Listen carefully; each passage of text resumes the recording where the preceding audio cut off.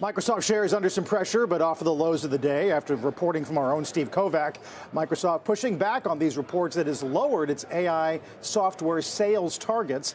Company out with a new statement a few moments ago saying the information story inaccurately combines the concepts of growth and sales quotas, which shows their lack of understanding of the way a sales organization works and is compensated. Aggregate sales quotas for AI products have not been lowered as we informed them prior to publication.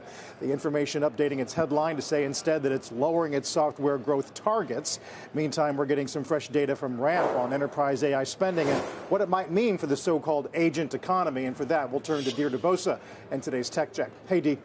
Hey, morning, Carl. So what the data shows is that this isn't just a Microsoft story. This may be a reset moment for the agent economy at large. Even Sam Altman, in his internal code red memo that we've been talking about, he said that OpenAI will shift resources away from agents to fix the core ChatGPT experience. So you have two of the biggest AI players tempering expectations around these new agent products, or put simply, workflow automation.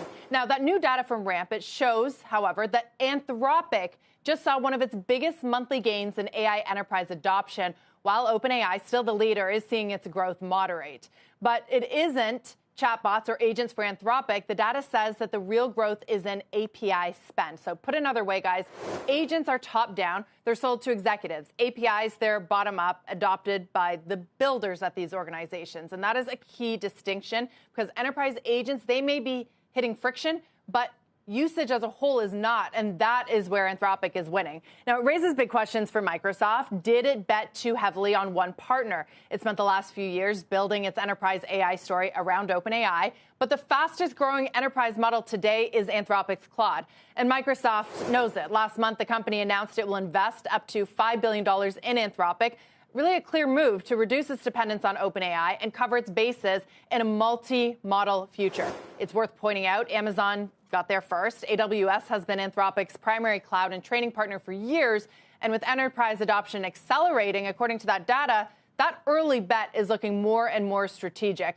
So, guys, the bottom line for investors, that early hype around agents was hype, but the real money right now is in model usage. That doesn't mean that agents won't get there, but they may be proving more complicated to deploy at scale than people appreciated. I had one person in tech tell me that it's not the year of the agent, it's the decade of the agent. So that could imply investors may have to wait a little longer to see that ROI.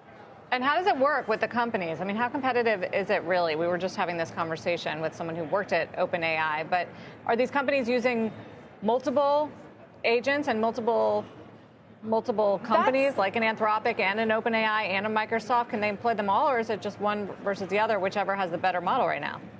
Yeah, I mean, you hear often that kind of enterprises are model agnostic. They'll use the one that best serves their purposes. But what I hear is that in a lot of those cases, it ends up being Claude. You know, enterprises, developers, Claude seems to be gaining. And also, it may lead to profitability sooner, right? When you have this dynamic of when will or won't OpenAI and Anthropic go public? Could they IPO around a similar timing? Obviously, the profits piece is going to be extremely important. I think it was a journal report not too long ago saying that this enterprise adoption and the popularity of Claude may actually help Anthropic get there sooner.